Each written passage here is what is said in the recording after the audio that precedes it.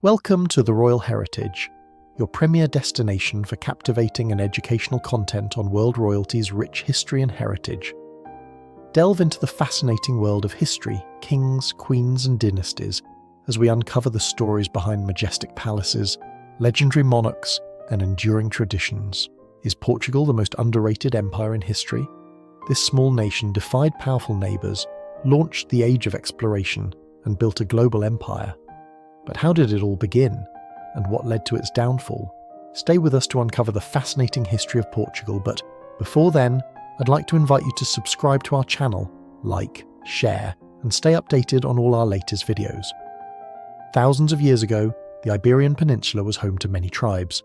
The Greeks and Phoenicians set up trade posts along the coast, including the Algarve. Over time, the Carthaginians took control of parts of Iberia, but they soon clashed with the rising power of Rome. During the Second Punic War, Rome invaded Iberia, facing resistance from local tribes like the Lusitanians. Led by the brave warrior Viriathus, they fought Rome for years, even defeating many Roman legions. But after Viriathus's death, the Romans finally won. Iberia became part of the Roman Empire, and cities like Lisbon, Porto and Coimbra flourished. After Rome's fall, Germanic tribes invaded Iberia, forming short-lived kingdoms. The Suebi ruled from Braga, but they were later conquered by the Visigoths, who brought Catholicism. Their society was warrior-based, but by the 7th century famine and disease weakened their rule. Meanwhile, a new power was rising in North Africa, the Umayyad Caliphate. In 711, Berber general Tariq bin Ziyad crossed the Strait of Gibraltar with 7,000 troops. King Roderick of the Visigoths was too busy fighting rebels to stop him. When their armies met at the Battle of Guadalete, the Visigoths suffered a crushing defeat. Within 6 years, most of Iberia was under Muslim control. Muslims called the region Al-Andalus, a centre of science and culture. Although Muslims, Jews and Christians lived together, non-Muslims had to pay a heavy tax called the jizya. When the Umayyad dynasty fell, a prince named Abdul Rahman escaped to Cordoba and declared himself ruler of an independent Muslim state. However, over time, this state weakened. Meanwhile, Christian resistance grew in the north. Knights and princes from across Europe joined the fight to reclaim Iberia in a movement called the Reconquista. King Alfonso VI of Leon invited a French knight, Henry of Burgundy, to help. Henry later married Alfonso's daughter and became Count of Portugal. His son, Afonso Henriques, fought his mother for control and declared himself King of Portugal. Muslim rule continued to weaken as new Berber groups, the Almoravids and Almohads, arrived but failed to hold power. Portuguese kings pushed south, finally conquering the Algarve. However, they still had to deal with their powerful Christian neighbour, Castile. After King Fernando's death, Portugal faced a crisis. His half-brother, João of Aviz, took control of Lisbon. Meanwhile, King Juan of Castile invaded, claiming the throne. In 1385, the two armies met at the Battle of Aljubarrota. Portugal's smaller army of 7,000 men took a strong defensive position against Castile's 20,000 troops.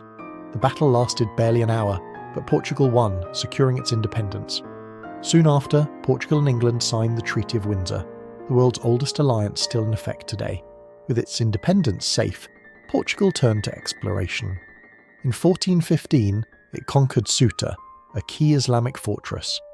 Prince Henry the Navigator then sponsored explorers to sail along Africa's coast. The Portuguese developed small, fast ships called caravels that could sail against the wind. This technology allowed explorers like Diego Cao, Bartolomeu Dias and Vasco da Gama to map new routes to India, Africa, Brazil and even Japan. Unlike other European empires, Portugal focused on trade rather than conquering land. It built forts and trading posts across the world, competing mainly with the Ottomans. Although Portugal was involved in the transatlantic slave trade, it also spread its language and culture. Today, Portuguese is the 6th most spoken language, with over 250 million speakers. Portugal's golden age ended with King Sebastian's death. He left no heir, leading to a crisis. In 1580, Spain's King Philip II took over Portugal in what became the Iberian Union. Although Portugal kept its government, Philip IV later removed Portuguese nobles from power. This angered many, and Portugal fought the Restoration War, regaining independence in 1640. In 1755, a massive earthquake struck Lisbon, killing up to 100,000 people. Prime Minister Sebastião de Mello led the recovery, famously saying, "Bury the dead and heal the living." Portugal rebuilt, but political instability continued. During the Napoleonic Wars, Portugal refused to stop trading with Britain. Napoleon invaded, but British forces helped Portugal resist. However, the war left Portugal devastated.